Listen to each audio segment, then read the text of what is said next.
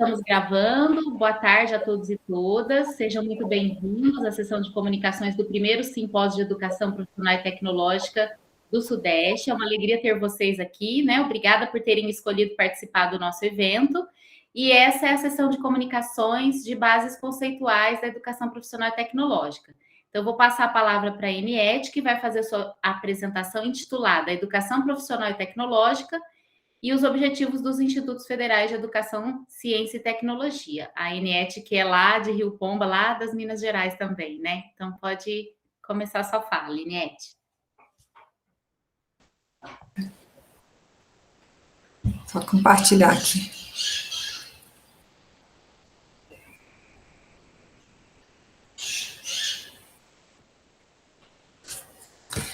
Tá vendo aí? Tá tudo certo? Posso começar?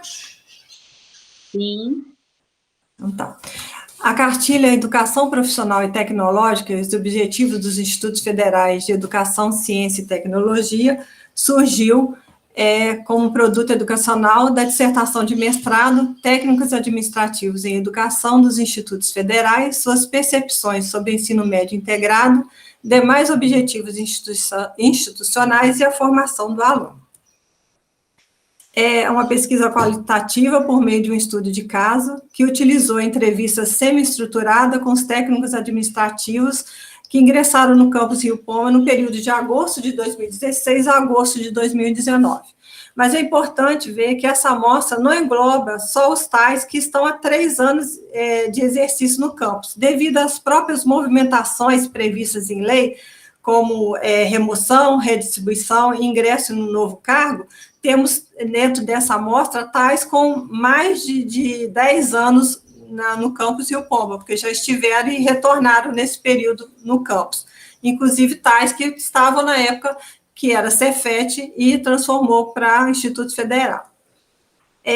A análise de conteúdo foi feita com auxílio do software Iramutec e utilizou também da pesquisa documental para traçar um perfil dos tais do campus Rio Pomba. Escolaridade, que é uma escolaridade altíssima, com mais de 70% de especialização, muitos doutorados, mestrado, para mostrar a participação dos tais no organograma, né, dentro daquelas funções de direção, que é as funções gratificadas, as CDs, para mostrar qual é a participação do TAI em projetos de extensão, em pesquisa, para traçar mesmo um perfil do TAI do campus Rio Pomba.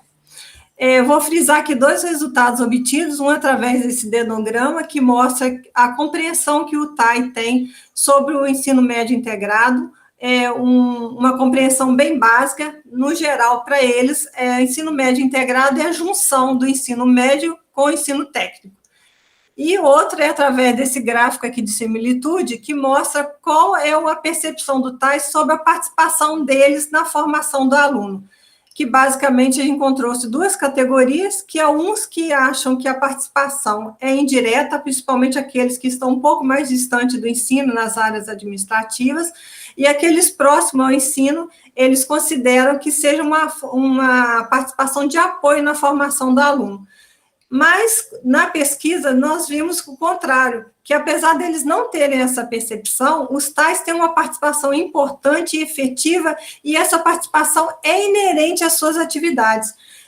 Foi constatado isso através da própria participação dos tais, na supervisão de estágio remunerado, além deles participarem de conselhos consultivos, de participarem da direção em vários cargos, eles participam como supervisores, eles participam de projetos de extensão na área de memória institucional, na área de formação psicológica, física do aluno, cultural, do próprio ensino formal. Mas, então, se eles participam em várias comissões também de provida, comissões de documentos, eles estão muito presentes da cultura, nessa formação do aluno. Então, por que eles não têm essa percepção? Muito devido à nossa cultura, nosso modo da cultura capitalista, né, que tende a separar o ensino técnico, a cultura técnica da cultura científica, que aliena o trabalhador e também faz essa separação, essa alienação, quando faz a separação de área fim e área meio. e principalmente também porque não se tem conhecimento que dessa formação que o Instituto tanto preza, de não formar só profissionais, mas formar cidadãos com uma cultura geral, com uma cidadania que tem uma formação que faz ele atuar melhor na sociedade. Então, eles não têm essa ideia. Isso a gente vê quando constata-se também na pesquisa que os tais não conhecem sobre a história da educação profissional no Brasil, sobre a própria rede federal, o Instituto Federal e seus objetivos, a formação bilateral, o trabalho como princípio educativo e também o ensino médio integrado. Então, eles falaram, inclusive, na entrevista, que quando chegam na instituição e vêm para o primeiro emprego, ou de outras escolas também, às vezes particular, ou mesmo federal, vêm de empresas públicas, entram nessas instituições diferenciadas, que são os IFES, sem nenhum conhecimento, com aquele conhecimento básico do que seja o IFE, do que a educação que o IFE promove, e mesmo aqueles que estavam, inclusive, a gente constatou na pesquisa, aqueles que estavam na época da transformação.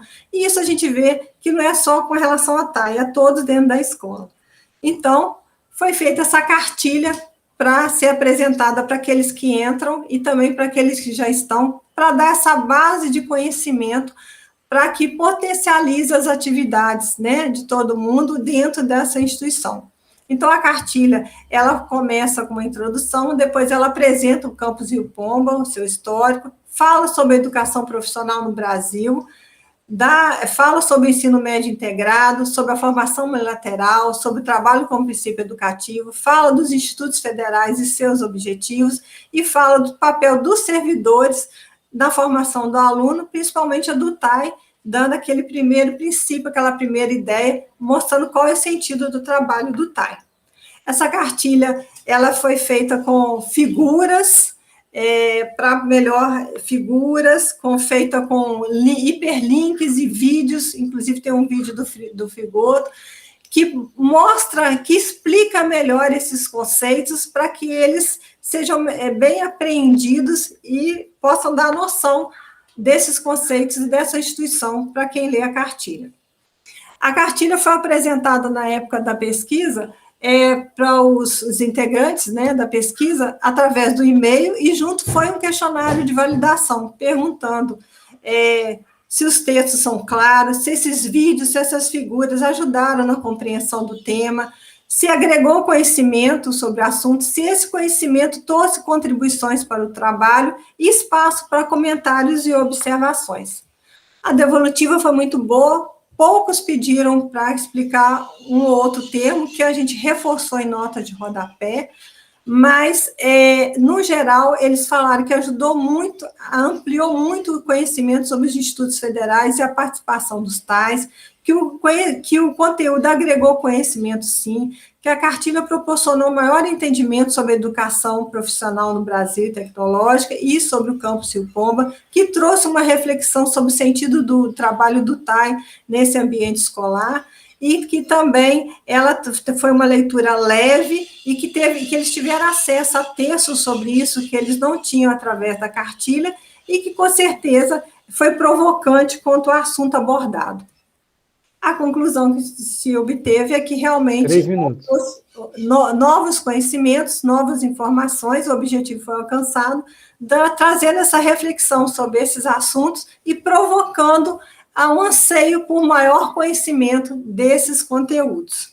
A cartilha foi adotada pelo Campus Rio Pomba, do IFE Sudeste MG, está lá na aba de documentos institucionais, e aí para todos que estão entrando, para os que estão fora, e para que já estão na instituição também, e para aqueles também que estão na comunidade externa, a comunidade escolar, para que conheçam melhor e fortaleçam essas instituições e potencializem o trabalho de todos, tendo maior conhecimento desses conteúdos. Bem, as referências que eu utilizei estão aqui, e é isso aí, muito obrigada. Nós que agradecemos, viu, Eniete? Parabéns pelo trabalho. E vamos, então, dar sequência aqui. Quero dar boa tarde para quem chegou agora há pouco, sejam bem-vindos. E vou passar, então, a palavra para o Bruno Pérez Lima, que vai apresentar o trabalho Entre o Humanismo e o Tecnicismo, a Educação Profissionalizante no Colégio Pedro II, 1971 a 2013. Então, passo a palavra para podermos ouvir aí o Bruno. Bom, vou compartilhar a tela com vocês. Só um momento. Conseguem ver? Sim. Bom, então vamos iniciar aqui. Coloca no modo apresentação, Bruno, por favor. Oi, já está aparecendo para vocês já? Está aparecendo, mas está aparecendo pequeno. Se você puder colocar na apresentação. Peraí, só um momento. Clicar lá embaixo na apresentação que vai dar. Se não der, acho que dá um zoom ali que eu acho que dá também.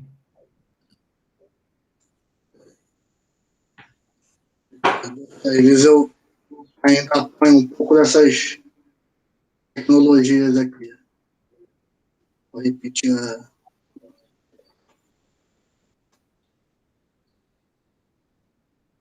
Agora está aparecendo para vocês? Não.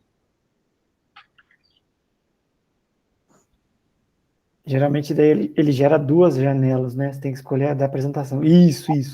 Agora está, excelente, né? Excelente.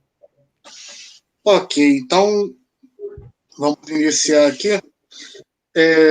Esse trabalho foi defendido agora no fim de junho do ano passado, aqui pelo Colégio Pedro II. Eu faço parte da primeira turma do Prof. EPT no Colégio Pedro II, que foi na seleção de 2018, com orientação do professor Giovanni Stadeu. E o produto é a elaboração de um e-book que trata da história da educação profissionalizante no Colégio Pedro II, que, apesar de ser uma das instituições mais antigas entre as componentes da rede, foi uma das últimas a entrar na rede federal e tem uma origem diferente, não nasceu enquanto escola técnica. E a ideia inicial consistiu em apresentar a história da educação profissionalizante no Colégio Pedro II a partir do ano de 1971, que foi o ano que a Lei número 5692 obrigou a formação técnica aos estudantes do então segundo grau, e o recorte temporal vai até 2013, que foi o ano que se seguiu a entrada do Pedro II na rede federal, dos IFs. Desde quando a gente começou a pesquisa, foi percebido que existem inúmeras pesquisas sobre o Colégio Pedro II, dentro dos mais variados aspectos, só que ainda tem pouquíssimo material que trate da educação profissionalizante dentro do colégio.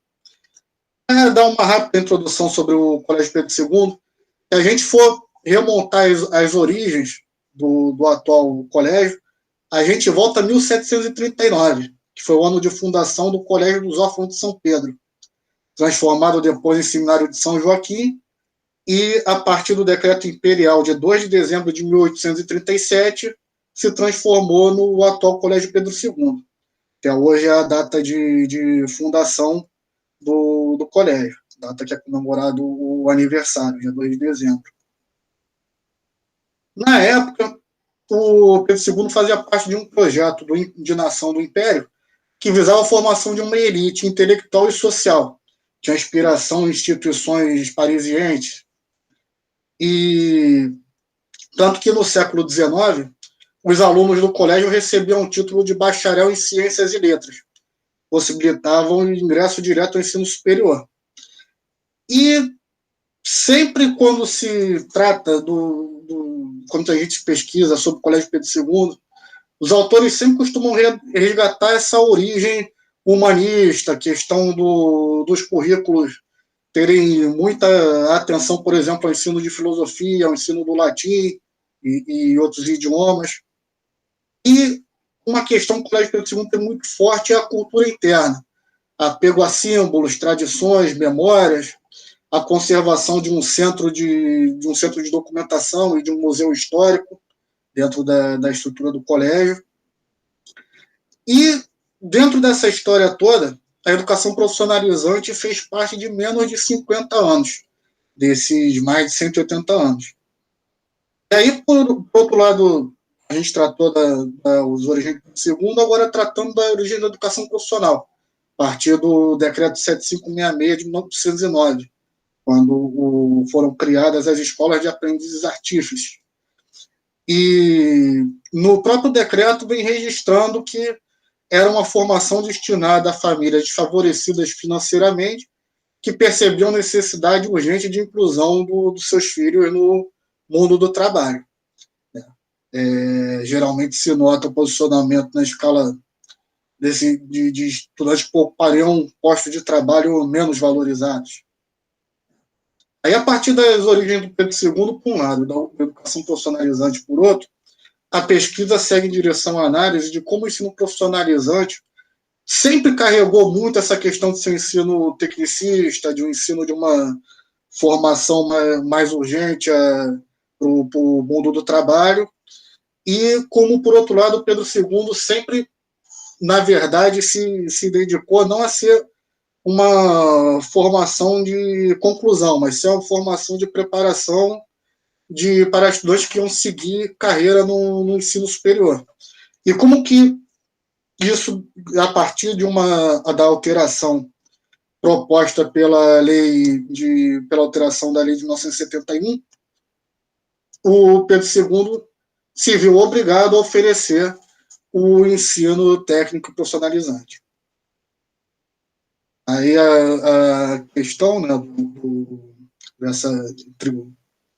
dessa questão do humanismo de um lado e do tecnicismo por outro. Aí até um fragmento dos parâmetros curriculares nacionais que reforça isso, coloca que no Brasil essa tradição esteve claramente representada nos programas de ensino do Colégio Pedro II, principal educandário das elites brasileiras, durante muito tempo. O produto foi estruturado em capítulo, o e-book, é o produto oriundo desse mestrado.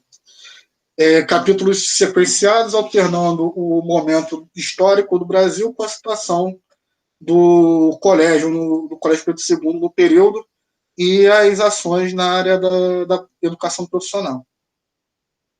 Aqui os títulos dos capítulos. A gente utilizou bibliografia teórica do Prof. EPT, documentação arquivada no Núcleo de Documentação e Memória do Colégio Pedro II, bibliografia sobre a história do Colégio Pedro II. A gente também analisou a legislação, né, as diferentes legislações que regularam a educação como toda, a educação profissional específica, além de repositórios públicos e registro da imprensa. A gente dividiu a pesquisa em 3 períodos.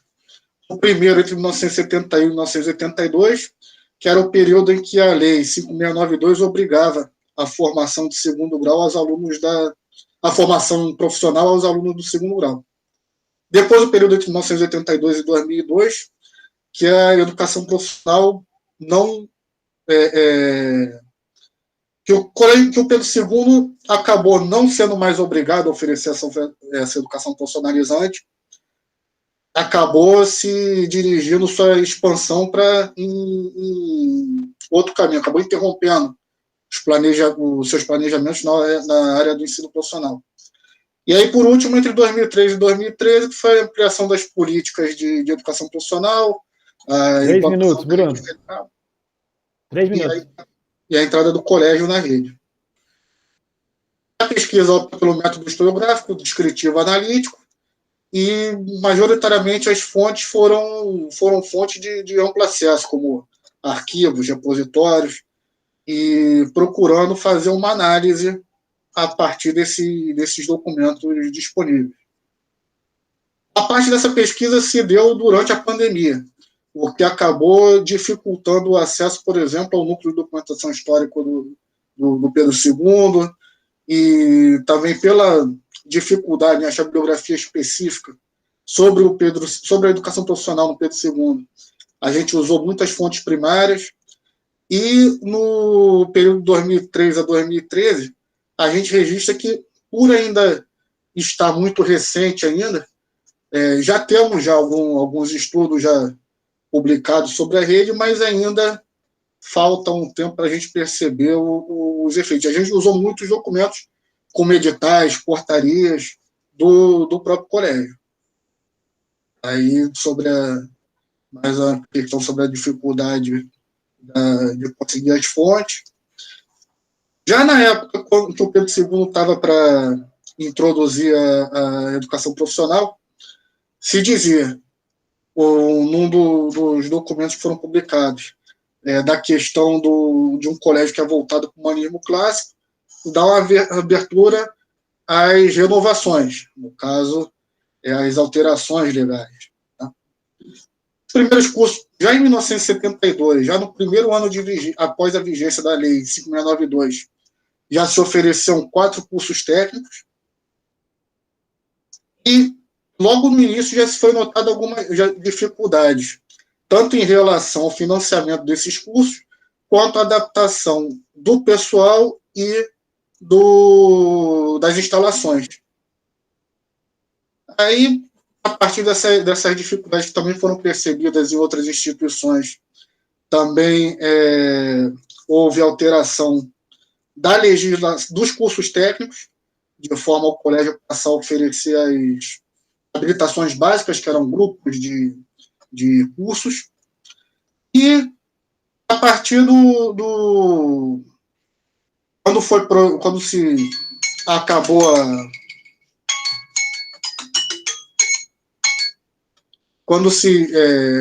acabou essa obrigação do segundo grau obrigatório, aí o Colégio Pedro II acabou, coincidentemente, trocando a direção e teve uma descontinuidade desses cursos. E, nesse mesmo tempo, estava sofrendo um esvaziamento, porque não estava recebendo mais alunos de primeiro grau. E aí as turmas de primeiro grau se diminuíam de forma ao colégio chegar em 1979 com apenas 3.800 alunos. Eu estou vendo aqui pelo avançar do tempo aqui, e a gente já preparou mais um material, mas aí... Pode ir para a conclusão, Bruno, daí na arguição a gente volta, pode ser? Só para não estourar muito o tempo aqui. Ok. A questão que a gente bota ao final, depois de mencionar todos esses períodos que o ensino profissional foi realizado no Pedro II, a gente nota a influência de políticas públicas, sejam elas impostas como foi nos anos 70, ou seja, em comum acordo entre a direção do colégio e o Ministério da Educação, trazendo já para a atualidade, para a introdução na rede.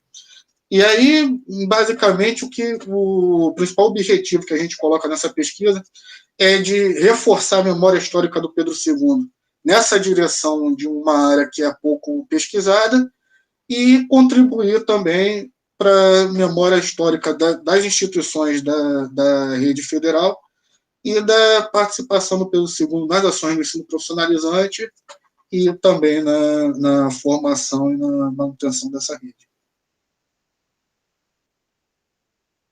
Por hora é isso. Aqui algumas referências da área da educação profissional e algumas específicas sobre o Pedro II. Depois a gente pode retornar esse assunto. Muito obrigada pela sua apresentação, Bruno. Parabéns pelo trabalho, pela pesquisa. Então, vamos agora continuar. Vou chamar o Márcio Tietz Monteiro, que vai falar sobre o ensinar pela pesquisa na educação profissional e tecnológica.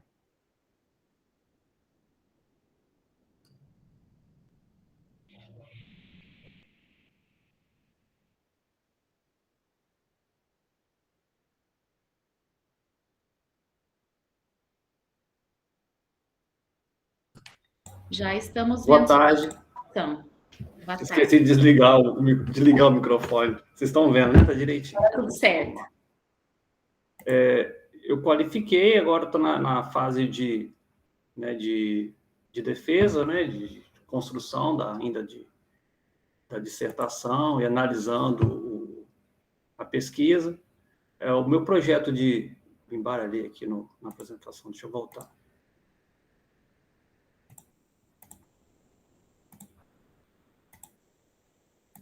A gente desce na hora.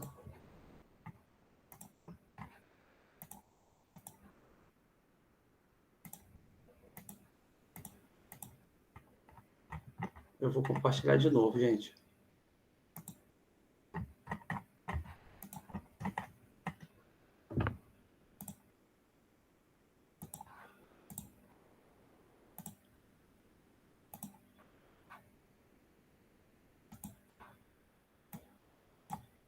Vamos lá. O ensinar pela pesquisa na educação profissional e tecnológica. Esse resumo, ele trata do estudo de caso sobre a equipe Titãs da Robótica no IFES Campus Colatina. Vou apresentar como introdução uma reportagem que foi feita pelo Jornal da Cidade com os alunos da equipe. O espaço simula um ambiente de catástrofe e o desafio do robô é localizar e resgatar as vítimas. O desafio que é seguir linhas, desviar de obstáculos, subir uma rampa, detectar as vítimas e depositar no local correto. Só que tudo isso é aleatório, não tem uma arena pré-determinada. Lá é feito na hora, então ele tem que estar preparado para executar isso de forma totalmente autônoma. Foi com esse projeto que os alunos do técnico de informática do IFES de Colatina conquistaram o 2º lugar do Campeonato Estadual de Robótica Prática. O projeto é todo de vocês mesmo, peça em impressora 3D, como é que é isso? Sim, nós mesmos projetamos as peças para fazer na impressora. Teve que ter muito teste, foi muitos testes, até muitas peças fabricadas até que conseguimos fazer uma que funcionasse perfeitamente. Além da prática, o IFES também tem se destacado na robótica teórica. O Gabriel está participando da Olimpíada Brasileira de Informática. Os desafios são do cotidiano mesmo, como achar o menor preço em um supermercado, ou então um algoritmo para saber o menor caminho em um trânsito, entre outras coisas. O IFES de Colatina... Vamos lá. O objetivo dessa pesquisa, primeiro, é desenvolver um produto educacional sob forma de vídeo documentário, contendo os depoimentos dos professores e orientadores da equipe Titãs da Robótica, sobre o que motivou eles a criarem a equipe. Lembrando que é uma equipe, dentro da equipe Titãs tem outras equipes. Então, o que motivou a criação da equipe, qual a metodologia, o que eles fazem, qual a dinâmica de orientação e quais os resultados que eles tiveram com a criação da equipe. E como produto educacional, o vídeo documentário. E a pesquisa também vai analisar a concepção deles de pesquisa como princípio educativo, para poder analisar com a base da EPT, com as teorias. A fundamentação teórica, Paulo Freire, entre elas, as principais estão Paulo Freire, que não há ensino sem pesquisa, Marise Ramos, sobre a formação humana integral. É importante reforçar que o ensinar pela pesquisa está lá na base da EPT, está na legislação, a gente na regulamentação de diretriz de educação. Então, através de uma formação politécnica, que tem o trabalho como princípio educativo e a pesquisa como princípio pedagógico, busca-se romper a dicotomia entre a educação básica e a técnica, possibilitando uma formação integral e significativa para o estudante. Então, aí a referência, a gente vai para Frigoto, para Gaudêncio Frigoto, para Marise Ramos, Libânio, Gramsci, Marques e Freire. Aqui está um arquivo pessoal da equipe Titãs da Robótica, é um menino do ensino médio, recebendo a nova turma e já passando alguns ensinamentos teóricos e práticos. Lembrando que é uma atividade de complemento ao ensino. Existe a aula e a equipe, o estudo de caso de Titãs da Robótica, após a aula existe um projeto dentro do campus de complemento ao ensino. E os meninos é outra atividade. A coleta de dados vai ser via questionário, na verdade já foi realizado. Também existe uma entrevista semi-estruturada complementando o questionário e será feita uma análise de conteúdo. Entre a pesquisa qualitativa. Produto educacional, que está um gráfico ilustrando as etapas. Eu vou apresentar apresentar ao professor as práticas realizadas e os resultados alcançados. O resultado esperado com essa pesquisa é detectar possíveis potencialidades na construção de metodologia de ensino-aprendizagem para os docentes do ensino médio integrado à educação profissional e tecnológica. E desenvolver um produto que contribua com o trabalho do docente de gestão pedagógica, indiretamente reduzir o índice de evasão escolar. Como conclusão, auxiliar na formação integral e significativa do aluno. Colaborar com as escolas, na formação de cidadãos e na diminuição da evasão. É isso, gente. Obrigado e já me coloco à disposição. Muito obrigada pela apresentação, Márcio. Parabéns pelo trabalho em desenvolvimento, né? Que você tenha aí mais prosperidade para alcançar a completude. E vou passar, então, agora a palavra para a Silvana Barato, que vai falar sobre a oficina didático-pedagógica com o filme The Wall, para a formação crítico-reflexiva de professores do ensino básico, conforme preceitos da educação politécnica. Ok, obrigada, professora. Deixa eu só compartilhar aqui. É uma janela ou uma guia para eu dividir a tela? Porque eu sempre uso a tela inteira. É a primeira vez que eu vou compartilhar a tela. Eu escolho uma janela ou uma guia? É pelo PowerPoint ou pelo Google? PowerPoint. Então coloca uma janela que eu acho que é melhor. Uma janela. Daí você escolhe a janela que já está a apresentação. E daí, se você muda, às vezes não aparece. Ah, entendi. Aqui já vai direto para... Ah, Você apresentou a tela, tá vendo que eu apareci ali? Todo mundo apareceu. isso. Tá aparecendo, pessoal? Tá aparecendo o Meet. Uai. É que você colocou a tela inteira, não colocou uma janela. Não, eu coloquei uma janela. Vai para a apresentação, aí eu acho que você vai perder a visualização da sala. Abre no seu computador para você a apresentação. Abre a apresentação para você e só ela que vai aparecer, daí você vai embora com ela. Vai dar certo. Ai, tem que dar certo, professor. Não, tá tudo tranquilo. Eu abri aqui a apresentação, tá aparecendo para vocês? Não, interrompe e começa de novo. Vai aparecer uma lista das janelas e você vai... Coloca apresentar uma janela e daí você escolhe, vai aparecer uma listinha, você escolhe na sua apresentação. Então, acabei de escolher aqui, ó, a tela onde a gente aparece, não é? Não, você vai na tela da sua apresentação, do PowerPoint, do slide. Ah, tá, peraí, só um Senão você vai compartilhar para a gente o que a gente já está vendo, que é o Meet. Tá. Fica tranquilo que a gente que dá aula no ensino remoto, a gente ficou um semestre fazendo essas coisas. A gente já está no 4º semestre, então a gente já está mais craque, mas a gente passou meses fazendo isso. Já tem conhecimento de causa, né? A gente já está querendo logo não ter que fazer mais. Né? Não ter que fazer mais. É só colocar o apresentar aí e vai dar certo. Tá aparecendo, pessoal? Tá, só coloca o apresentação aí. Isso. Daí já vai dar, eu acho. Ok? Não deu. Pode... Mas não tá aparecendo. Pode indo por aí, que eu acho que... Posso tentar agora? Que eu acho que, na verdade, você apresentou... Daí ele vai gerar uma outra janela da apresentação. Mas tenta passando por aí, que eu acho que dá. Passa um slide para a gente testar o tamanho aí. Vamos ver. Deu. Tá. Aqui tá legível, não sei se para vocês tá. Tá dando para ler, pessoal? Tá sim, tá dando. Tá, pode ir. Ai, que bom, graças a Deus. Ai, meu Deus. Então, vamos lá, pessoal. Conforme o professor já apresentou, né? O título do meu trabalho é Oficina Didático-Pedagógica com o filme The Wall para a formação crítico-reflexiva de professores do ensino básico conforme preceitos da educação politécnica, né?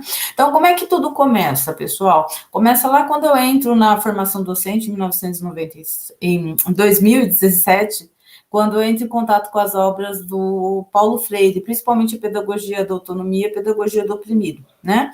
Aí eu adentro o mestrado, né, em 2019, e reforça ainda mais, né, os conhecimentos com relação ao pensamento, né, do Paulo Freire, com relação à educação. E uma coisa que me chamava muita atenção, que me marcou desde a formação docente, foi que o autor sempre advertia para a necessidade do professor promover a crítica e a reflexão em suas práticas diárias do processo de ensino-aprendizagem, né? Como eu tinha que criar um produto educacional no mestrado, eu comecei a me interessar mais por essa questão e aprofundar a minha pesquisa. E aí eu pensei, eu vou desenvolver algo relacionado a isso, né? Porque eu me senti instigada, provocada a buscar por mais informação a respeito disso. Só que o que eu encontrei nas minhas pesquisas, né, com relação a esse fazer crítico reflexivo docente, eu encontrei nada mais, nada menos do que índices, como IDEB, PISA, eu sempre encontrei o quê? Rankings por disciplinas, por competências, e nada que falasse sobre práticas crítico-reflexivas de docentes, né, em sala de aula, né? Até que eu, na minha busca, né, na minha pesquisa bibliográfica, eu acabei vendo uma matéria na revista Carta Capital que apontava o Brasil como em má colocação quanto ao ensino de ciências, né?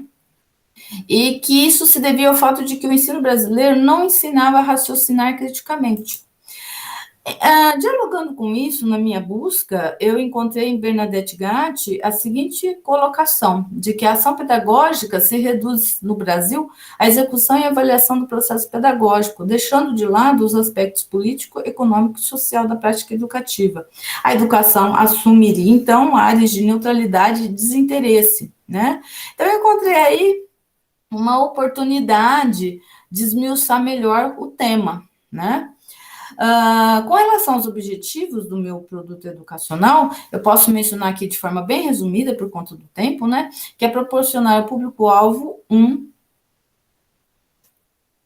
momento de reflexão crítica sobre si enquanto indivíduo que já foi aluno e o quanto ele reproduz sua vivência escolar em suas práticas. Despertar a atenção do público-alvo quanto à dicotomia, análise crítico-reflexiva versus visão simplista de mundo, a qual cria sujeitos alienados. Repensar o fazer docente de forma que essa seja dialógico e promover a ressignificação das práticas educativas de forma que resgate a abertura ao diferente, ao novo e ao complexo. Né? Então, agora adentrando especificamente ao meu produto educacional, né, depois da contextualização e apresentação dos objetivos, ele foi dividido em 3 momentos. Essas oficinas são divididas em 3 momentos. Num primeiro momento, que já foi aplicado, porque eu apenas qualifiquei, eu ainda estou em fase de aplicação da pesquisa, do produto. Então, o primeiro momento ocorreu sexta-feira passada, né? Que ele se caracterizou pela leitura prévia do capítulo 2 da obra Pedagogia do Oprimido, do Paulo Freire. E, após essa leitura, houve o quê? A exibição do videoclipe da música Another Brick in the Wall, né? Que é a parte constituinte do filme The Wall.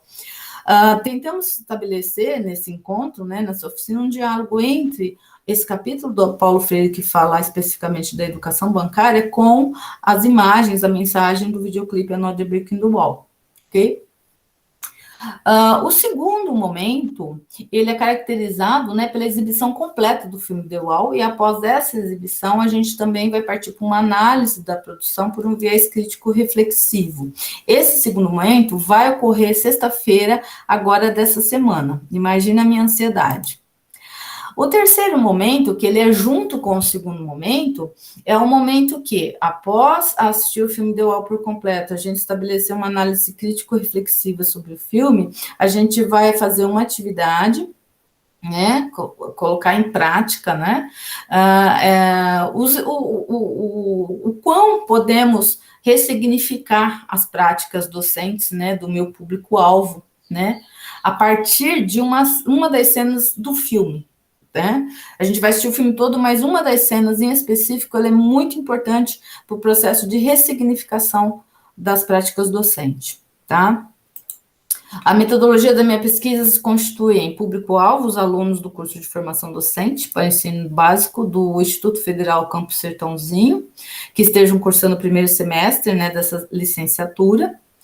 O procedimento de pesquisa eu já apliquei uma pesquisa diagnóstica, né? Já estou na pesquisação, que está sendo gravado através do Microsoft Teams, por conta da pandemia, porque, a princípio, essa oficina ela seria in loco, com toda aquela movimentação, aquele compartilhar presencial, mas, por conta da pandemia, ficou online, né?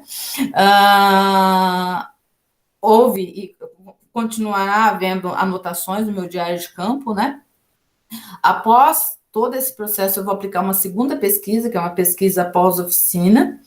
A pesquisa bibliográfica ela é contínua desde o começo do projeto até o final. Quando eu terminar a minha dissertação, a pesquisa bibliográfica ela não para. E a análise dos dados vai ser feita a partir da análise de conteúdo. A princípio, eu tinha pensado em usar a hermenêutica dialética, mas como eu não encontrei muito material sobre, né, eu me senti um pouco insegura. E aí eu conversei com o meu orientador e ele falou, não, vamos partir para a análise de conteúdo que eu estou conseguindo identificar o meu produto com esse tipo de análise de dados, tá? Essas são algumas das referências, porque se eu fosse colocar todas as referências, daria mais de 4 slides, tá? Então, eu coloquei só algumas das referências. E, meu muito obrigada a todos vocês pela atenção. Obrigada de coração.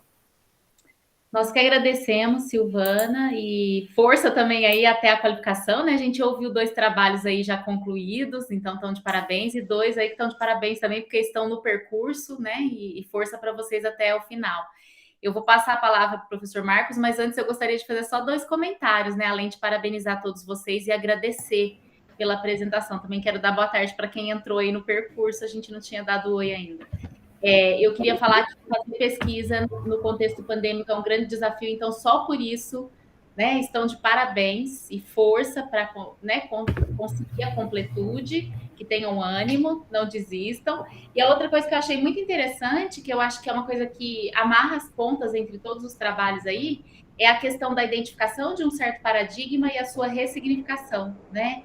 A Aniette com a questão dos objetivos dos IFES, o Bruno no contexto do Colégio Pedro II, entre o humanismo e o tecnicismo, como essa história pode trazer essa identificação de paradigmas e a ressignificação, o Márcio no ensinar pela pesquisa por causa da robótica, e agora a Silvana, né, com a relevância dessa questão da prática crítica reflexiva, trabalhando percepção e concepção dos professores.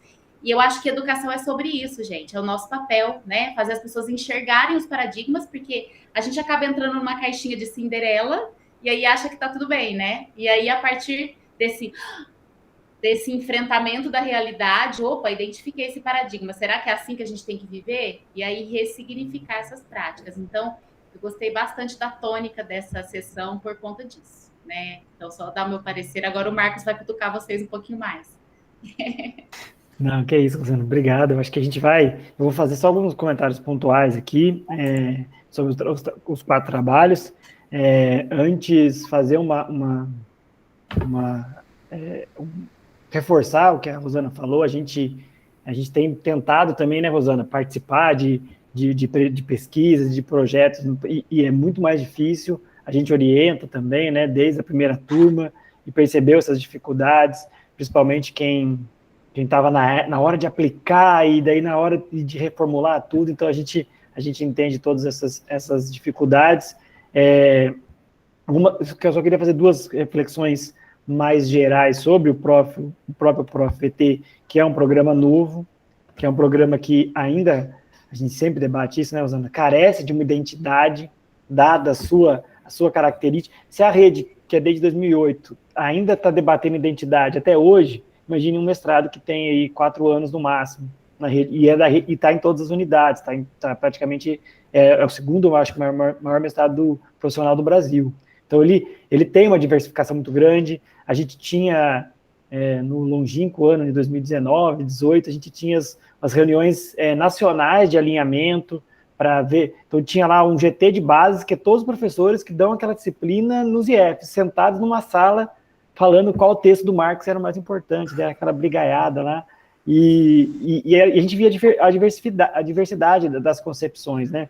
Mas eu acho que o que mais, o que paradoxalmente é o trunfo desse mestrado, também às vezes eu vejo como seu calcanhar de Aquiles, aí, a sua fragilidade, que é o debate sobre produto educacional. Eu acho que um debate que vem amadurecendo na rede nos últimos anos, tem se feito um esforço em refletir sobre o produto a partir da concepção do próprio mestrado, e não transpondo uma concepção de produto que já existiam em outros tipos de mestrados, outros tipos de formação, porque muitas vezes havia um choque de concepção de produto educacional e da própria defesa do que são as bases conceituais, a lei de criação dos institutos, a identidade da educação profissional a partir da própria lei de criação dos institutos. Então, eu acho que esse é um debate que tem se feito, que ele tem melhorado.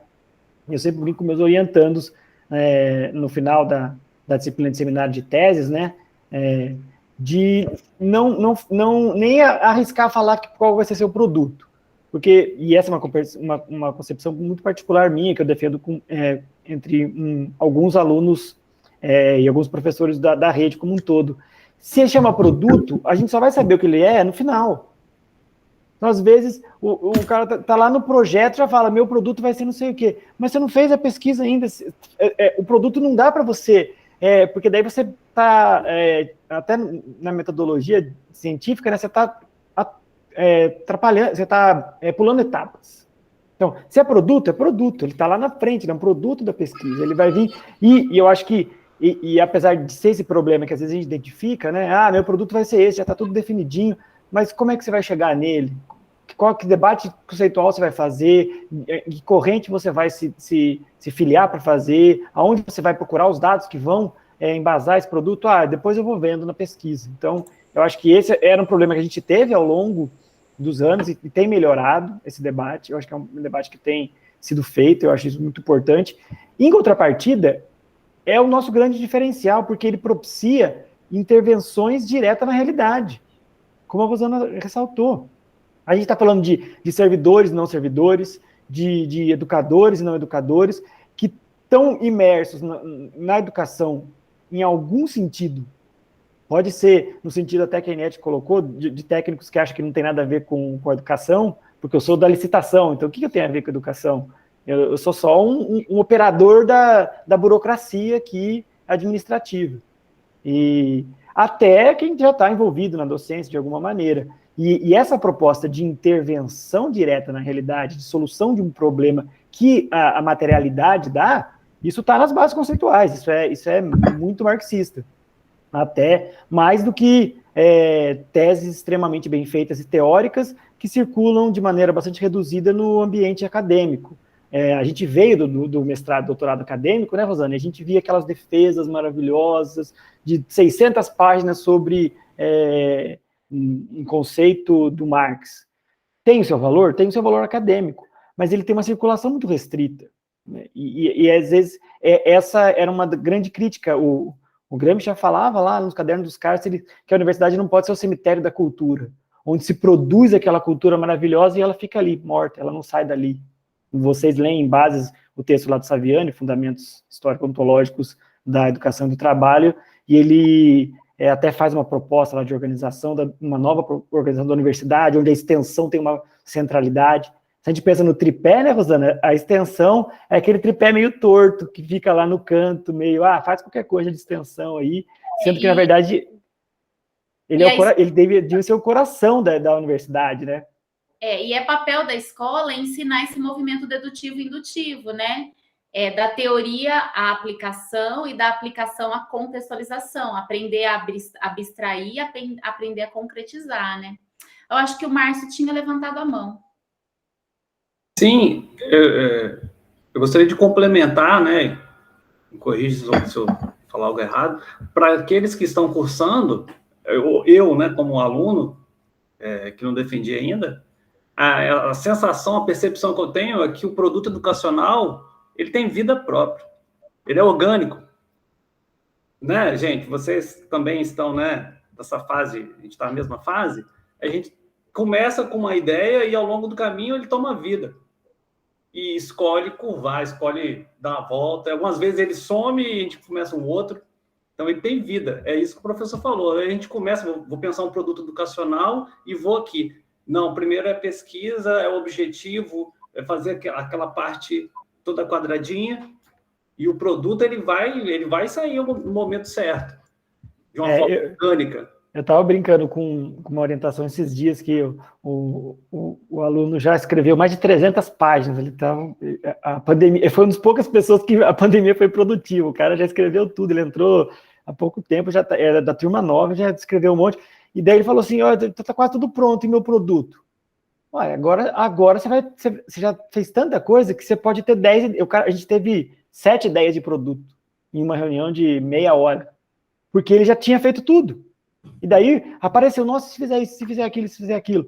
E daí ele escolhe, é muito mais fácil você ter várias ideias com uma base sólida erguida do que ficar nessa... Porque essas frustrações, elas minam um pouco, às vezes, a confiança do pesquisador de, nossa, eu vou ter que fazer esse negócio de novo, não sei o quê. Então, eu acho que esse é um debate muito importante e que eu queria deixar aqui registrado. Mas vamos para os trabalhos especificamente, que eu tenho algumas perguntas. Eu vou pela sequência da apresentação. Eniete, eu queria perguntar, que eu gostei muito dessa constatação que você teve da percepção dos tais e da realidade. Eu queria que você falasse um pouquinho mais desse perfil geral dos tais, se você conseguiu um escopo bastante abrangente dos tais, porque eu já fui TAI por muito tempo, só que eu fui técnico em questões educacionais, eu vim da docência, então eu já sabia muito bem que eu estava numa instituição de ensino, eu sabia como funcionava, mesmo trabalhando em uma área bastante de processos, tal, eu tinha essa compreensão mais global, mas eu lembro de um debate muito vigoroso aqui no nosso instituto, que mudou até, chegou a ser proibido mandar e-mail para todo mundo, porque o pessoal reclamou, eu sou do financeiro, o que eu fico sabendo e-mail sobre reforma política, sobre sindicato, eu não quero saber disso, porque não tem nada a ver com esse negócio de educação, não, eu só estou aqui fazendo o meu trabalho. Então, eu queria que você falasse um pouco desse perfil, da onde você identificou essa percepção. Essa é uma. Quando você aplicou, é a segunda. E falar que essa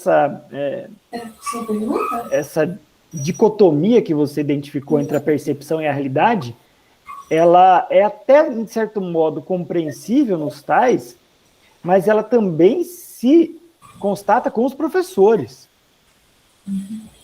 Quando a gente, nos nossos campos, né, Rosana, vamos falar de alguma coisa, não vamos falar das bases, do princípio, da lei, do que é o trabalho como princípio pedagógico, como princípio educativo. Mas vocês estão falando outras coisas, não tem nada a ver, eu sou professor de eletrotécnica, não tem nada a ver com esse negócio, não. Então, a gente já tem isso no campo docente. A gente teve um produto aqui que foi um curso de formação para os docentes que ingressam no campus, para eles entenderem aonde que eles estão entrando. Então, eu acho que isso também acontece no âmbito docente, mas eu queria, então, que você falasse um pouco desse perfil dos tais, um pouco sobre quando foi essa aplicação, e se pudesse falar um pouquinho mais sobre como... E essa constatação vale um pouco para o Márcio, em termos gerais, mas depois no Márcio fala especificamente, que é uma ideia muito importante, que vocês têm que ter enquanto pesquisadores da educação profissional tecnológica, é que somos um grupo muito reduzido, que para pensar e ler sobre essas coisas. Então, por exemplo, eu quero identificar a formação politécnica no curso tal, eu vou perguntar para o aluno se ele tem formação integral, vou perguntar para o professor. Eu acho que esse é um caminho perigoso na pesquisa, por quê? Porque quem se apropriou das bases são vocês, pesquisadores. E quem está legitimado a conseguir fazer essa leitura da realidade é quem conheceu essas bases. Então, é você que vai falar, e eu acho que você fez um pouco isso na sua pesquisa, né? Você se apropriou das bases desse debate mais geral e olhou para a realidade e falou, aqui tem, aqui não tem. Então, eu acho que esse é o caminho para o Márcio também, e não deixar perguntar para o professor ou para o aluno sobre o princípio pedagógico, porque é você que se apropriou de toda essa conceituação, de todo esse debate. Então, o pesquisador tem que ter eu entendo, né, de uma maneira geral, que vocês, enquanto pesquisadores, têm que ter esse protagonismo em fazer esse diagnóstico. Olha, eu me gabaritei para pensar esses conceitos e identifiquei aqui e ali. E porque, às vezes, está se fazendo e eles nem sabem que estão fazendo. Eu acho que essa é uma coisa muito importante. Mas agora eu vou passar a palavra para a Eniete, senão eu começo a falar alucinadamente. Bom, inclusive eu quero registrar também, eu tive dificuldade até de provar para o corpo docente do ProfEPT que a minha pesquisa tinha a ver. porque, não vão aplicar só com os alunos, só com os tais que estão no ensino, ou que os tais estão na pesquisa, então eu tive que trazer bases igual Dourado, igual Monlevade, para mostrar que todos dentro da escola educam, todos têm esse papel dentro da escola, né? E tive que trazer isso para reforçar e fazer esse link com essa educação dos IFES, dessa formação lateral, que é de todas as áreas do conhecimento, não é só aquele ensino formal. A formação do aluno é uma formação cultural, é psicológica, então eu tive que trazer muito isso para convencer. E você está falando o seguinte, como essa percepção, né, dos tais, partiu até minha, que eu já estava no Instituto há um bom tempo, já participava de direção, de comissões, e eu não enxergava isso dessa maneira até entrar para o ProfEPT.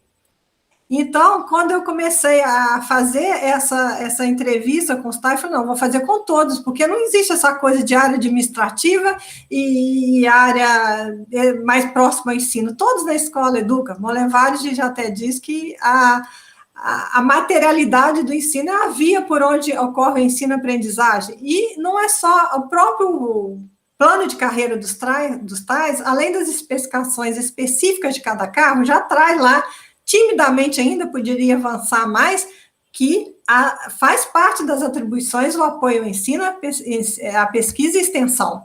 Então, eu tive que trazer isso tudo. E na entrevista com os tais, eu perguntava, perguntando o que eles acham, como eles entendem que eles participam, e eles não tinham essa visão de que tinha, não, é indiretamente que eu participo. E aí, na entrevista, eles contavam casos, por exemplo, um técnico administrativo, de quanto livrou alunos de suicídio, de quanto apoiou aqueles alunos, e ele não era nem o psicólogo, ele não tinha aquela, né? Aí o outro, você acha que você contribui para a formação? Indiretamente. Aí você vai ver, ele está trabalhando com a memória institucional, está trabalhando com... Então, foi rica a entrevista nesse sentido da própria atividade, daí onde eu falo que é inerente, porque está dentro de uma escola, né? Então, a própria ética, o próprio trabalho, então, teve muito disso aí. E eu fiz muito levantamento também de tais que estão trabalhando dentro de projetos de extensão, ou como orientador, ou como colaborador, nessas áreas todas de memória, de cultura, né? E aí, como diz o Monlevade mesmo, e outros, essa área que eles dizem que seria a área indireta, não é, porque você está ali, todos os tais têm oportunidade de supervisionar um estágio, eles estão participando de conselhos consultivos que vão decidir sobre isso aí. Então, eu levantei isso, tais que estão na área participando de iniciação científica, né? Então, foi um levantamento rico nesse sentido. E então, foi vendo ali, e eles foram comprovando através da entrevista que eles têm essa participação, mas eles não percebiam.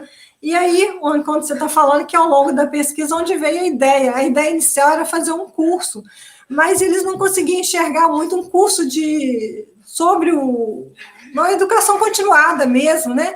Fazer ali uma apresentação disso tudo, mas eles falaram assim, no primeiro momento, não estavam dispostos a fazer um curso. Quando eu levantei isso aí, então, eu falei, não, vamos despertar primeiro esse interesse, vamos mostrar isso através de uma cartilha, uma coisa mais suave, mais dinâmica ali, para eles entenderem. Durante a própria entrevista mesmo, eles já mudaram muito o pensar, a necessidade disso aí, já começaram a questionar algumas coisas durante a própria entrevista. Então, acho que a cartilha, nesse sentido, é de despertar esse interesse, de mostrar isso para eles. A pesquisa foi feita em 2019, até o marco temporal foi isso aí, o início do ProfEPT, vamos dizer assim, até onde eu começaria a fazer propriamente as entrevistas. Marcamos um tempo, e a hora que a gente fez esse marco temporal, foi ver quem estava ali dentro.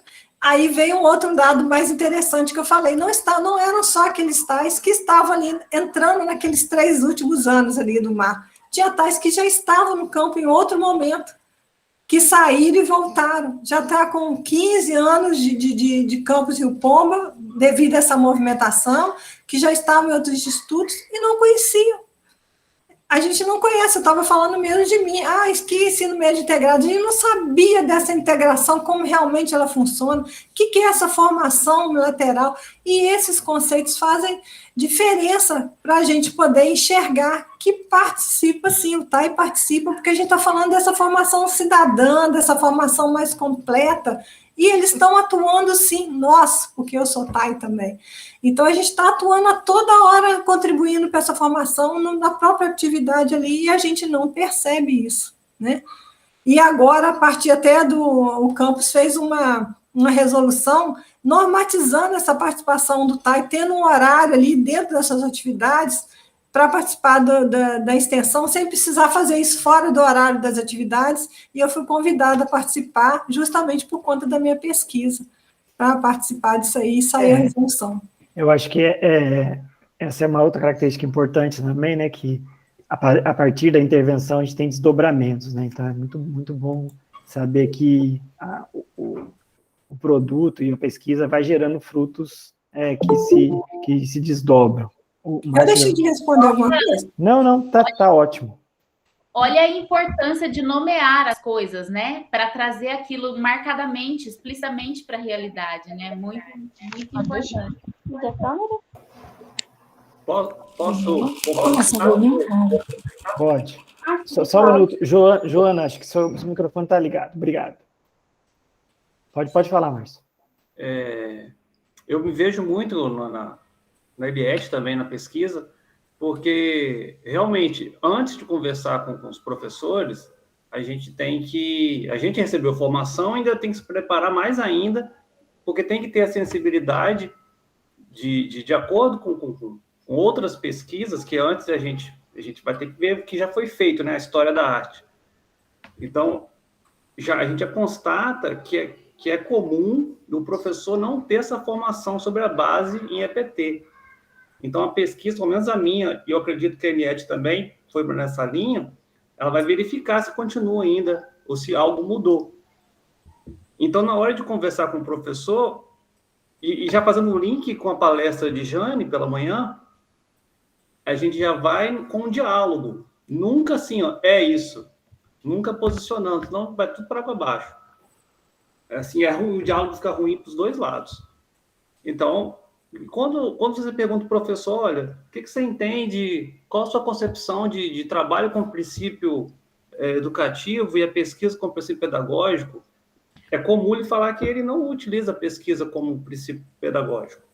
Aí, quando ele começa a relatar o que ele faz, os projetos de extensão, complemento ao ensino, ele começa a relatar um monte de casos que encaixa direitinho com o trabalho, com a pesquisa. A maioria faz. Pelo menos os que eu já ouvi. E alguns fazem e entendem que não fazem, ponto. É o diálogo. Eu entendo os seus argumentos, eu também tenho os meus, que a base legal, tem a base conceitual, tá aqui, tá? Mas eu entendo de outra forma. Tá aí a questão do diálogo e a identidade vai sendo construída ao longo do caminho.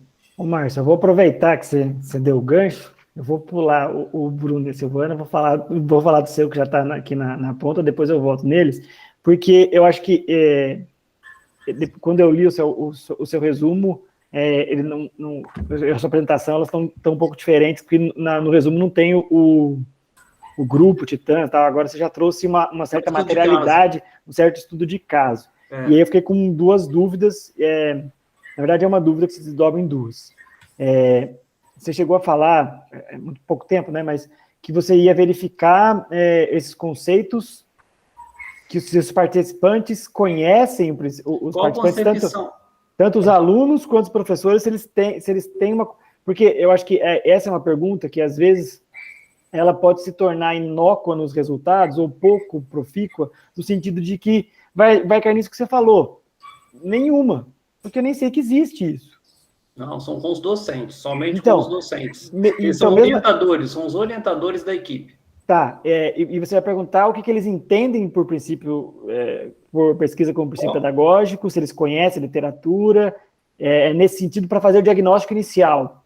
Qual a concepção deles de pesquisa como metodologia de ensino? Tá.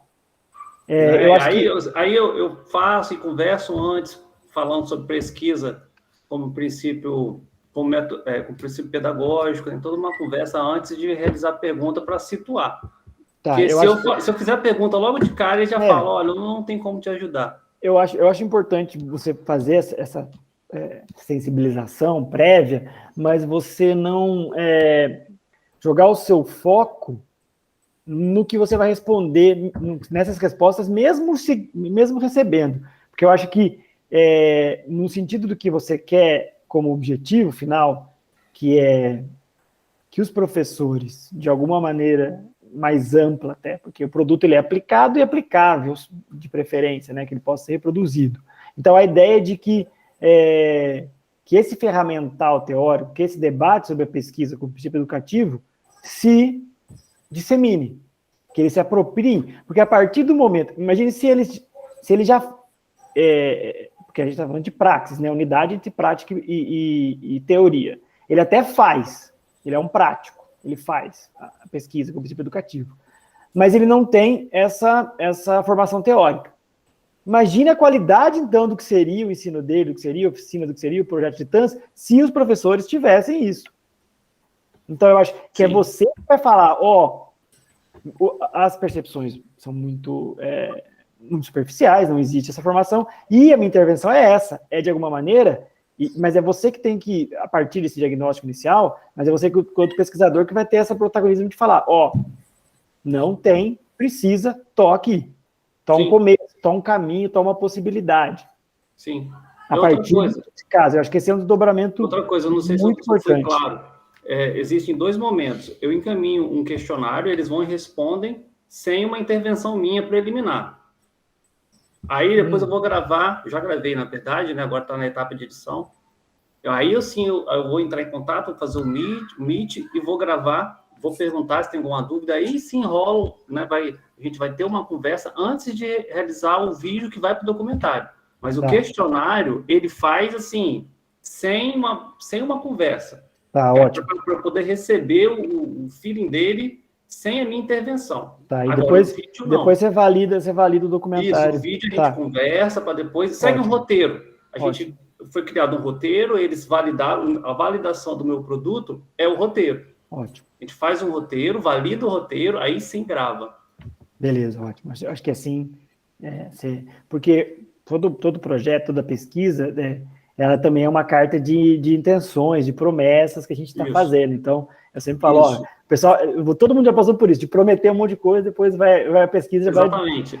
E nesse sentido da promessa, só uma dica bem pontual, quando você falou da evasão, a gente tem que entender a evasão como um fenômeno multifatorial e muito complexo. Sim. Então, eu acho que, às vezes, você tem que tomar um pouco de cuidado, porque pode ser que sim, mas pode ser que não, porque a evasão é multifatorial, é muito complexo. Sim. Às vezes você tá se comprometendo com um novo âmbito aí de pesquisa, que pode, de alguma maneira, até tirar o seu foco de concentração no que você está falando. Eu acho que ele deve entrar com uma maneira, às vezes, um pouco mais suavizada, para você não se comprometer, porque os debates e a literatura sobre evasão, daí já é uma outra frente de pesquisa, digamos assim. Então, é um tema bem complexo. Até a legislação é difícil de interpretar muitas vezes, né? Aquela da evasão. É um dos nó gordos da educação brasileira, né? Então, eu vou... Não, pode terminar. Eu queria também falar uma coisa que o trabalho do Márcio me suscitou. Pode falar. Eu acabei te cortando no finalzinho aí. Eu fiquei pensando muito, a minha linha de pesquisa é comunicação científica, é educação pela ciência, então eu estudo muito, né, a pesquisa como princípio educativo e como princípio científico. E eu fico observando muito na minha prática, né, dos meus alunos do ensino médio, também de licenciatura, graduação, essa verticalização toda, essa diversidade maravilhosa que a gente tem no IFE, e agora fico observando os meus alunos do mestrado também. Eu fico pensando muito naquele conceito do Saviani, né, de aluno conceitual e de aluno empírico, porque a nossa cognição é partida, assim, a gente tem uma percepção conceitual da realidade e uma percepção empírica. Muitas vezes a gente não corrobora a percepção conceitual com a percepção empírica. Aí vira essa omelete ideológica que a gente vê aí no tempo da pós-verdade e das fake news, né? Então, às vezes a gente imagina um aluno, que é o que o Saviani chama de um aluno conceitual, é aquele aluno que deve ser, na nossa idealização, aquele aluno perfeito, e pela pesquisa a gente consegue transformar o aluno empírico, que é aquele da realidade, que é aquilo que ele pode ser, que é aquilo que ele quer ser, porque o aluno não é o que a gente quer, o aluno é aquilo que o contexto dele pede para ele ser, aquilo que ele consegue ser. E pela pesquisa a gente consegue, não que a gente tenha a pretensão de aproximar a nossa concepção de aluno do que ele deve ser, não. Cada um tem liberdade para ser o que acha que tem que ser, e o nosso papel como professor é ser mesmo esse inspirador de caminhos possíveis, mas eu tenho percebido, eu tenho constatado na minha prática que a gente consegue, assim, ligar mais essas pontas entre o conceitual e o empírico para não ficar só na questão conceitual, só na questão teórica, pela pesquisa. A pesquisa é um lindo caminho, né, para poder suscitar essa sede de saber no aluno, para que ele reconstrua a sua própria realidade, né? Então, quando a gente pensa em Freire, né, da leitura do mundo, depois da partilha do mundo lido e depois da reconstrução do mundo partilhado, eu acho que a pesquisa é um caminho, e não existe, né? Como você mesmo falou, pesquisa sem ensino, relembrando a frase do Freire, e ensino sem pesquisa, né? E um tema para continuar a discussão nas escolas é porque quando a gente fala não sei em outros IF, mas aqui, quando fala em pesquisa, o docente ele tem ele se remete à pesquisa científica, então ele já tem uma barreira. Então é um outro acadêmica até, né? Não pensando na ciência enquanto educação, né? Enquanto processo investigativo, ético, de curiosidade epistemológica. Aquela questão da construção e reconstrução do conhecimento através da pesquisa. Isso eu percebo que precisa ser mais trabalhado nas escolas, porque já existe vários projetos, mas de forma, muitas vezes, sem conhecer o conceito, e precisa ser divulgado para continuar. E a questão do aluno, porque hoje é motivação, porque a gente já tem muita ferramenta tecnológica. O que o aluno precisa é de um mediador. Qual a informação de qualidade para ele atingir o objetivo? Aí eles vão com muita motivação.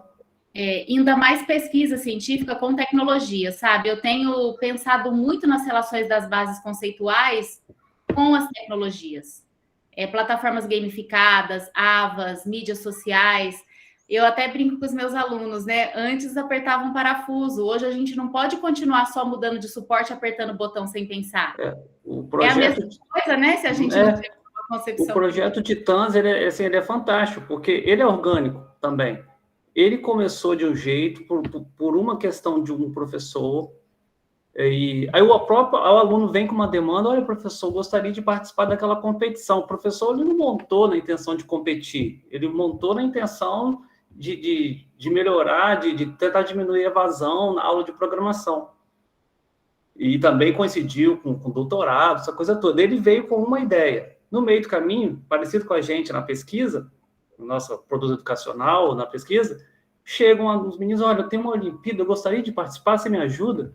Professor, não, eu gostei, vou. E aí começou com uma equipe, daqui a pouco vem outro professor: olha, agora tem uma Olimpíada teórica. E a escola, aí ele fez no pátio, e a escola, aí os meninos começam a torcer, tipo time, aí acaba que a escola toda, é um negócio fantástico. Quando eles vão competir, tem telão, e aí os meninos daqui na internet ficam me... olha, pessoal, a gente está te vendo aqui, tem que como é que... Aí é fantástico. Gente, se quando a gente foca no meio, o fim vem como consequência natural, que é o que o Marcos estava falando. Não foca no produto, não foca na evasão, certo? Não foca na tecnologia como fim, mas como meio. Mas, enfim, eu tenho sede Colatina, né? Eu tenho uma grande amiga aí, eu sou professora de inglês, eu conheço a professora Karina Fadini, que é aí do seu campus. Na verdade, eu sou da reitoria e o IFES de Colatina, né? O IFES. Entendi. E acaba que a gente fica... E é muito perto, aqui é tudo muito perto. Legal. Karina, eu não conheço. Karina Fadini, ela acabou de voltar de licença maternidade, é professora de inglês aí do campus Colatina. Eu vou conhecer. Mais alguma coisa? Eu estava falando com... Não, respondeu. Eu vou até ia falar antes, Obrigado, não te mandei. Saiu uma edição especial agora de uma revista, só com o tema de pesquisa como psicopedagógica. São 14 artigos refletindo sobre isso, não sei se você já viu, Não vi. mas eu estou mandando aí, foi publicado agora em 2020.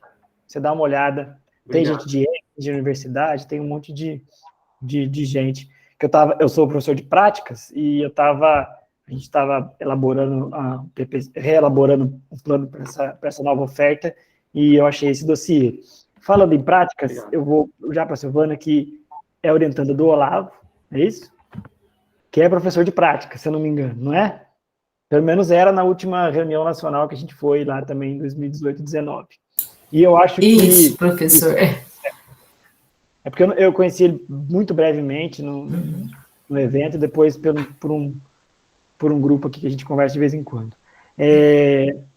Bom, Silvana, eu gostei bastante da sua proposta, e mesmo já tendo um desenho considerável do projeto, eu queria saber se vocês já cotejaram a possibilidade de, na execução desse projeto, para além do Freire dos embasamentos, acrescentar aí, que eu acho que bastante conflui e pode ajudar em termos de compreensão geral, usar a pedagogia histórico-crítica. Eu acho que ela tem muito a contribuir, ela encaixa muito bem, principalmente depois, é uma obra do final dos anos 80, mas ela vem sendo repensada, reorganizada, tem uma leitura do Gasparin, se eu não me engano, que também ele sistematiza de uma maneira até bastante de etapas muito bem descritas. Vale a pena dar uma olhada, porque eu acho que isso às vezes consegue te ajudar a reconhecer, porque eu acho que às vezes você vai também passar por essa dificuldade, que é em fazer esse diagnóstico de coisas acontecendo ao mesmo tempo, que você vai estar ali como pesquisador e a oficina acontecendo, e você vai ter que ter essa dupla função. Então, se às vezes você já tiver um pouco antes bem desenhado o que você quer olhar na aplicação, vai te facilitar na hora de desenvolver os seus resultados. E eu acho que essa pode te ajudar nesse sentido.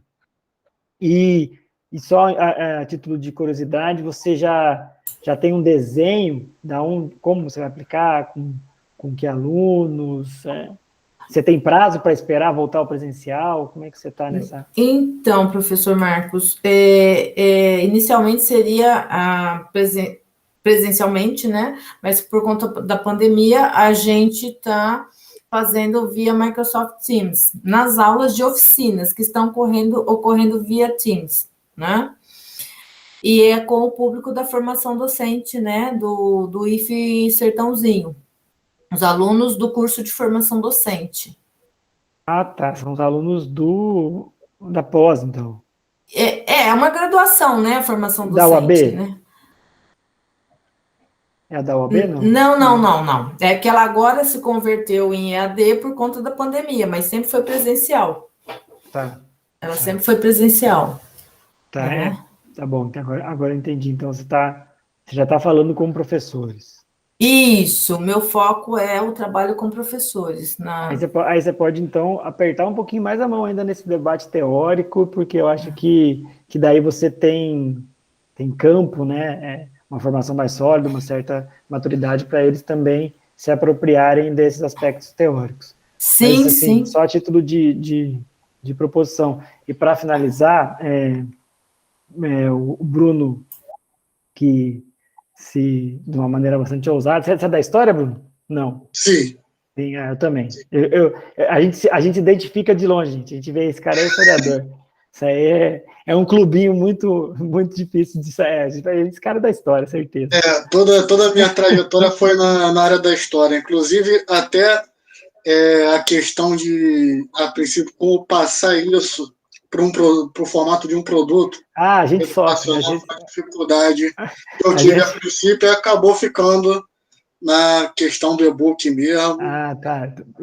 Me identifiquei bastante com a saída. Quando eu comecei a ver foto de arquivo lá, falei que... Mas, o Bruno, só uma curiosidade, que eu acho que você ia acabar entrando nisso, mas uma coisa que ficou bastante evidente, que é um resultado que eu acho que vale a pena você se desdobrar nele até para uma pesquisa futura, que é, mesmo nesse recorte longo, temporal, né, como se estabelece de maneira bastante concreta esse paradoxo humanista e tecnicista. E é um paradoxo forçado pela realidade, porque naturalmente Pedro II nunca entraria na onda de ensino profissional.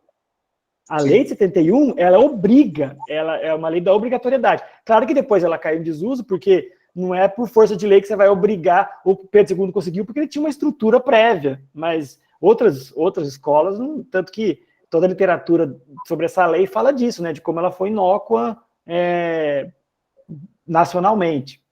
Mas eu acho muito interessante como você conseguiu explorar essa ideia de que, tradicionalmente, Pedro II é isso aí, formação da elite, humanista, os bacharéis, né, aquela cultura do bacharelado, que de muita maneira estava, pensando no Rio de Janeiro, né, muito próximo das escolas militares também, né, o Pedro II circulava ali, era um movimento circular de intelectuais ali do Pedro II, da academia, Escola Militar da Praia Vermelha, né, eles eram ali, às vezes era o mesmo professor que trabalhava nas duas, então eu acho que essa é um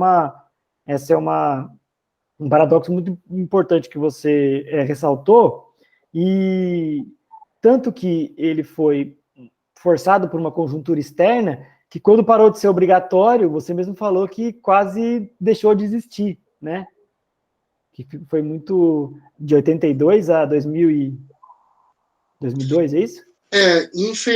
Infelizmente, pelo tempo, acabei não conseguindo entrar nessa questão da descontinuidade. Quando a lei deixa de ser obrigatória, todo aquele planejamento que existia para a implantação da educação profissionalizante, era o que estava planejado a princípio, era que o Colégio Pedro II virasse basicamente uma escola técnica. Parou de receber alunos novos para a antiga quinta série, que era o concurso de admissão de novos alunos. E aí, à medida que os alunos de primeiro grau iam se formando, não tinha renovação dessas turmas. Aí só passou a oferecer alunos do segundo grau. E esses alunos, eles eram obrigados a escolher uma habilitação técnica. E quando acaba essa obrigação do ensino profissionalizante do aluno de segundo grau, acaba que até a estrutura que tinha de construção de novas salas, de compra de equipamentos, isso acaba tendo uma descontinuidade. O prédio onde seriam oferecidos, onde teriam laboratórios, acabou sendo adaptado para passar a oferecer o ensino, o primeiro segmento do primeiro grau, que era um público novo que não existia no Pedro II. Aí, a partir de 1984, tem o primeiro sorteio, aí já não é concurso, é sorteio, para admissão de crianças para a classe de alfabetização em primeira série. Ou seja, a expansão do colégio acabou indo para outra direção. Aí existe a tentativa, a única ação de ensino técnico nas décadas de 80 e 90 foi na área de informática, e ainda assim por causa de um grupo de professores, a maioria recém-ingressos no colégio, que são entusiastas do uso de novas tecnologias. Aí acaba criando um curso técnico em informática, que foi um dos primeiros instituições públicas de segundo grau no Brasil, isso lá em 1986. Só que é um curso que era oferecido para os alunos que já eram do colégio, que, quando concluíam o primeiro grau, podiam escolher se fazer um curso técnico ou fazer um segundo grau tradicional. E aí o ensino profissionalizante, enquanto uma política uma política do colégio, só vem depois de 2003, aí já com a política dos IEFs e da expansão do ensino profissionalizante. Não, muito bom. Você respondeu o que eu suspeitava, porque, como você falou lá da cultura interna, né, da força das tradições, né, e nesse embate aí a força da tradição, ela tende a ganhar, porque a educação, a escola, nada mais é do que ela reflete também as tensões, né, e as contradições da sociedade como um todo. Então, e ainda mais a gente falar de educação brasileira, né, onde o elitismo e a exclusão são um binômio que consegue explicar a história da educação brasileira, desde do colégio. A gente estava falando de Brasil colônia outro dia, né, que até é um anacronismo esse conceito, né, mas a América portuguesa, na primeira oportunidade, se institui o colégio jesuítico, que já é elitista na sua concepção, e excludente, e isso, de alguma maneira, o Pedro II, ele sempre foi o grande, o protótipo disso, a gente pensar no século XIX, né, e é muito interessante como você conseguiu desenhar esse paradoxo. Eu acho que vale a pena muito você pensar nesse debate um pouco mais conceitual, numa pesquisa futura, porque você tem aí um tema para um doutorado muito interessante. Só para fazer uma conclusão, uma das telas que eu tentei passar, mas acabei não conseguindo, eram recortes de jornais sobre quando trocou a direção do colégio em 1979. Foi o momento que teve essa descontinuidade da educação profissionalizante. E as matérias que eu tinha separado, que eram do Globo e do Jornal do Brasil, o título das duas era, a do Jornal do Brasil era: novo diretor do Colégio Pedro II afirma que o colégio voltará a ser o que era. E o do Globo era: Pedro II vai voltar à sua tradição humanística. Ou seja, a ideia é que até a imprensa comprava. Não, e eu acho assim, resgatar a tradição humanística, eu lembro até do excerto do Lenin falando sobre a escola humanista clássica do capitalismo, né? O que nós faremos com ela? Vamos destruí-la, vamos acabar, colocar abaixo. Ele, não, vamos pegar tudo isso aqui, todo esse capital humano acumulado, e vamos dar uma outra direção, vamos dar a partir daqui para outro lugar. E eu acho que essa tradição humanista do Pedro II, ela tem que ser, de alguma maneira, retomada, rebuscada. A gente está falando das escolas normais esses dias. O grande problema está no seu caráter eminentemente elitista, como você falou, excludente. Então, que esse humanismo possa se transbordar para a educação como um todo, que eu acho que é isso que todo mundo que defende o ensino médio integrado pensa, né? Que ele é, com todos os seus problemas, com todos os seus percalços, ele é o que a gente tem de mais possível para isso hoje no Brasil como um todo. A gente estava vendo ontem, não sei se vocês tiveram curiosidade, foi lançado lá os itinerários formativos, como agora um programa de governo do MEC mesmo, atrelado a financiamento. Então são 4.000 escolas modelos que vão receber R$90 mil por mês para aplicar os itinerários formativos do ensino médio, para, segundo o ministro da Educação, voltar a ser o que era a educação brasileira, voltar até aquela lógica do ginásio e tudo mais. Então a gente está, de alguma maneira, né, embora a história não seja cíclica, né, ela às vezes se repete como farsa, né, como diria aquele prólogo do 18 do Brumário. Bom, sem mais delongas, eu já estou satisfeito, queria agradecer a todos e todas pela paciência em ficar me ouvindo falar, às vezes, de uma maneira descontrolada. Rosana, uma feliz coincidência. Não, a gente aprende muito ouvindo você, Marcos. Muito bom, mais uma vez, dividir uma atividade com você. A gente, às vezes, você nem sabia que a gente ia dividir essa mediação, e foi uma surpresa muito grata. Agradeço pela parceria nos grupos de estudos, nos debates aí, nessa parceria forte entre o EFSU de Minas e o IFSP. E agradecer a todos e parabenizar a todos que já concluíram, que continuem intervindo na realidade, continuem pesquisando. E quem está quase terminando aí, Silvana, Márcio, força, que vai dar tudo certo. Obrigado. Obrigada. Aos professores, aos colegas, que a gente ouve e vai aprendendo, né? E já vai tendo ideia. Pode melhorar. Muito obrigada. Eu nunca imaginei que eu fosse aprender tanto que nem nesse espaço que a gente ficou aqui. Muito legal. Obrigada a todo mundo, viu? Obrigada, gente. Foi muito bom. Muito bom. Tarde muito produtiva, viu? Continuemos aí na luta pela educação, acreditando e trabalhando, né? A força do trabalho é o que nos move e juntos somos mais fortes, né? Então, eu acho que momentos como esse nos mostram que sozinho a gente pode até ir mais rápido, mas a gente vai bem mais longe quando a gente está com as pessoas, né? Eu acredito que a conexão entre ideias e entre pessoas é o que faz a ciência, a tecnologia, a educação e o trabalho darem conta de transformar a nossa realidade, que é o que todos nós queremos, né? Então, Obrigada mais uma vez, professor Marcos. Parabéns a todos. Obrigada a todos aí pela gentileza, pela atenção e pela troca. Tchau, tchau. Tchau. Valeu, gente. Falou. Tchau.